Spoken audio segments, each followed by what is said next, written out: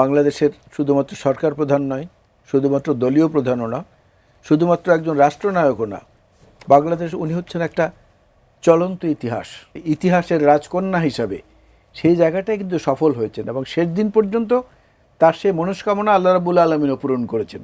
যেই সময়টাতে বেগম খালেদা জিয়ার রাজনীতিতে আবির্ভাব, তখন বলা হচ্ছিল যে রাজনীতিতে তিনি অনভিজ্ঞ, কিন্তু আমরা দেখলাম খুব দ্রুততম সময়ের মধ্যেই তিনি একটি গণ আন্দোলনের একটা মুখ হয়ে উঠলেন। মানে আপনি তো দীর্ঘদিন বেগম খালেদা জিয়ার পাশে রাজনীতি করেছেন, ঠিক কিভাবে আপনি মূল্যায়ন করবেন?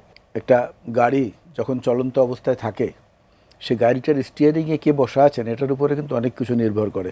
যাত্রাটা মসৃণ হবে নাকি দুর্ঘটনা ঘটবে, নাকি হঠাৎ করে উল্টোপাল্টা কোনো ঘটনা ঘটে যাবে। সেই দিক থেকে আমি মনে করি যে যেটা স্যার বলেছেন তার সঙ্গে আরেকটু যুক্ত করার বিষয় যেটা, সেটা হচ্ছে যে ওই যে একটা দেশাত্মবোধক গান আছে, আমরা খুব উৎসাহ পেয়েছি, এটা মুক্তিযুদ্ধ চলাকালীন সময় বারবার বাজানো হতো, তীরহারা এই ঢেউয়ের সাগর পাড়ি দেব রে, আমরা কজন নতুন মাঝি ইত্যাদি আর কি। সেই তীরহারা একটা ঢেউয়ের সাগর পাড়ি দিয়েছেন কিন্তু একক যোগ্যতায়। দল তখন অনেক পেছনে ছিল, কারণ দল থেকে বড় বড় জ্যোতিষ্ক তারকারা খসে পড়েছিলেন। আপনি যে সময়টার কথা বললেন, সামরিক স্বৈরশাসক এরশাদের আমলটায়, তখন উনি কিন্তু একদম গৃহবধূ থেকে সরাসরি রাজপথ। এবং কোন গৃহবধূ? সেনাপ্রধানের স্ত্রী, বাংলাদেশের রাষ্ট্রপতির স্ত্রী, ফার্স্ট লেডি ব্র্যাকেটে বলতে গেলে, সেইখান থেকে সরাসরি রাজপথ, রাজপথে মিছিল, লাঠিচার্জ, টিয়ার গ্যাস, অনশন, ঘেরাও, অত্যাচার, গ্রেফতার, সব কিছু।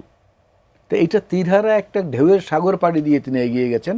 তার সঙ্গে ওই সময়কার মধ্যম সারির নেতারাই বেশি ছিলেন, উচ্চ পর্যায়ের অনেকে কিন্তু তখন চলে গিয়েছিলেন। যদি আমাদের এবং দলের ভিতরেও অনেক ওই সময়টাতে বেশ রকমের একটা ঝঞ্ঝাট, একটা টার্মোয়েল ছিল। মূল বিষয়টা দাঁড়িয়েছে কি যে স্বপ্ন দেখতে তো পরিশ্রম করা লাগে না, কিন্তু স্বপ্ন বাস্তবায়নে কঠোর পরিশ্রম করা লাগে। এটা একটা অপ্রত্যাশিত ছিল বেগম খালেদা জিয়ার মতো এরকম নামও পুতুল, আর ঠিক পুতুলের মতোই তার শৈশব, কৈশোর এবং যৌবনে বেড়ে ওঠা, একটা সুখী জীবন পিতৃকুলের দিক থেকেও, শ্বশুরকুলের দিক থেকেও এবং স্বামীর দিক থেকেও।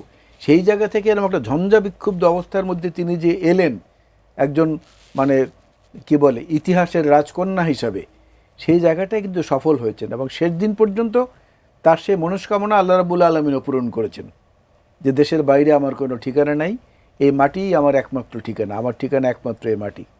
যদি তাই না হয়, সেটার প্রমাণও আমরা পেয়েছি উনি চলে যাবার পরে। যেমন আপনার কাতারের আমিরের এয়ার অ্যাম্বুলেন্স আসবে, বেগম খালেদা জিয়া বিদেশে যাবেন, চিকিৎসা করাবেন, হলো না, শারীরিক অবস্থা ওনাকে পারমিট করলো না। এরপরে কি জার্মানি থেকে এয়ার অ্যাম্বুলেন্স হায়ার করা হলো, সেটা আসবে। বিদেশি চিকিৎসকরাও আসলেন, ওনাকে দেখে গেলেন, চায়না থেকে, অন্যান্য দেশ থেকে, মার্কিন যুক্তরাষ্ট্র থেকে, ব্রিটেন থেকে দেখে চলে গেলেন, ওনাকে কিন্তু নিতে পারলেন না। অর্থাৎ উনি যে কথাটা বারবার বলেছেন যে দেশের বাইরে আমার কোনো ঠিকানা নেই, আল্লাহ সেটা কবুল করেছেন। এই দেশেই ওনার চিকিৎসা হয়েছে, এই দেশেই ওনার শেষ ঠিকানাটাও হয়েছে।